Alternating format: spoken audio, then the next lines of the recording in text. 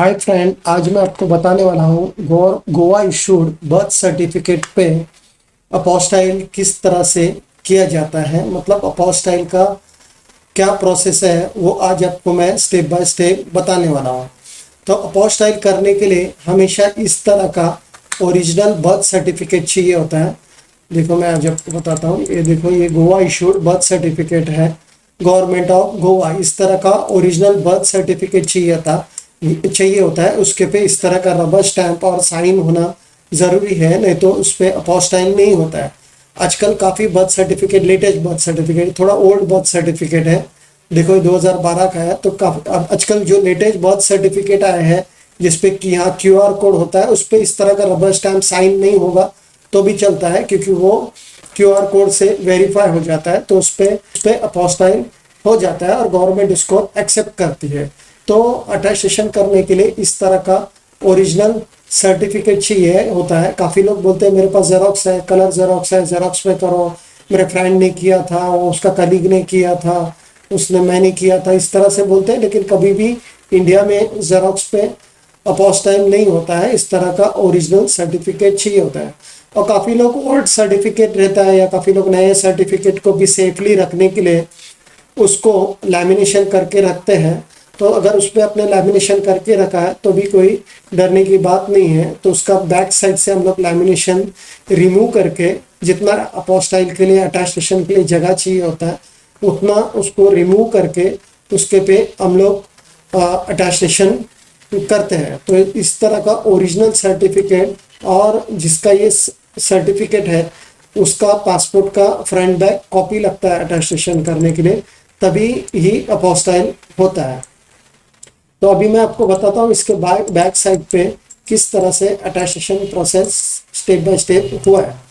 देखो, कभी भी अपोस्टाइल अटेस्टेशन कौन से भी कंट्री के लिए, जैसा कुवैत, ओमान, बहरीन का कोई भी कंट्री का आपको अटेस्टेशन करना है या ये अपोस्टाइल करना है। अपोस्टाइल बेसिकली ये यूरोपियन कंट्रीज में चलता है। ये हैग कन्वेंशन के एक्ट 1961 के से अपना कंट्री हैग कन्वेंशन में आया। तो इस तरह का अपोस्टाइल अपने को इंडिया से मिनिस्ट्री ऑफ एक्सटर्नल अफेयर ये इशू करता है। देखो यहाँ लिखा है गवर्नमेंट ऑफ इंडिया अपोस्टाइल करके, या मिनिस्ट्री ऑफ एक्सटर्नल अफेयर लिखा हुआ है। देखो, मिनिस्ट्री ऑफ एक्सटर्नल अफेयर।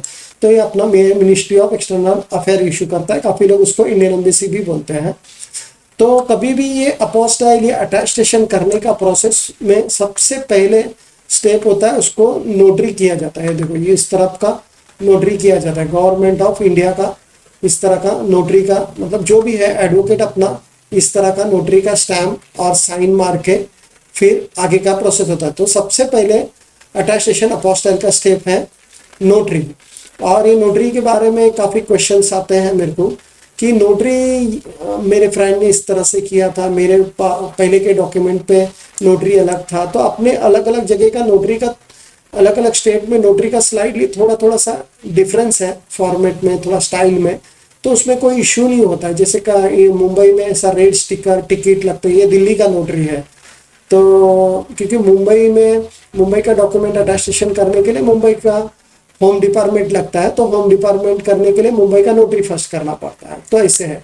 तो ये दिल्ली से ये SDM बेस पे अपोस्टाइल हुआ है। तो ये महाराष्ट्र का बाहर का डॉक्यूमेंट है, गोवा का है। तो इसमें सबसे पहले इस तरह से नोटरी होता है। फिर नोटरी होने के बाद में इस पर SDM का स्टैंप लगता है। SDM मतलब सब डिवीजन ऑफ मैजिस्ट्रेट। देखो इधर लिखा है SDM करके लिखा है। इसका फुल फॉर्म है सब डिवीजन ऑफ मैजिस्ट्रेट। इस तरह से सब डिवीजन ऑफ मैजिस्ट्रेट अपना स्टैंप लगाता है, साइन करता है।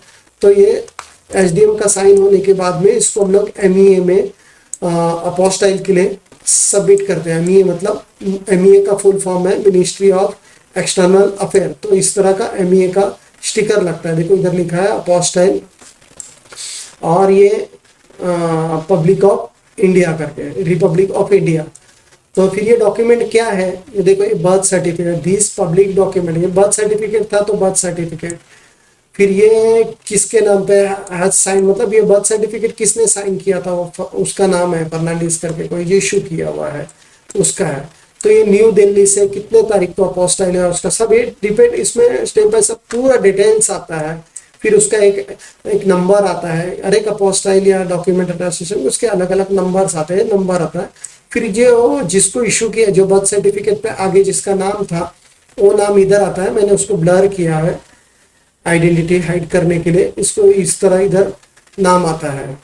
और ये अपोस्टाइल आपको क्यों लगता है, जैसे ये अपोस्टाइल आपको काफी लोग, जैसे पोर्चुगीज में अगर अपोस्टाइल करके लोग पोर्चुगीज पासपोर्ट बनाने के लिए अपोस्टाइल करते हैं, या अलग अलग कंट्रीज में मतलब Netherland visa, Italy visa, France visa, visa के लिए ये सब आपको अपोस्टाइल का जरूरत होता है। मतलब ये आपका डॉक्यूमेंट इंडिया से इसको वेरीफाइड करके वहाँ एम्बेसी में या जिधर भी जो कंट्री में आपको जहाँ यूज करना है वहाँ सबमिट करना पड़ता है। तो इस तरह से पूरा अटेस्टेशन होने के बाद में ही ये होता है कि ये मतलब ये डॉक्यूमेंट आपका वेरीफाइड हुआ है।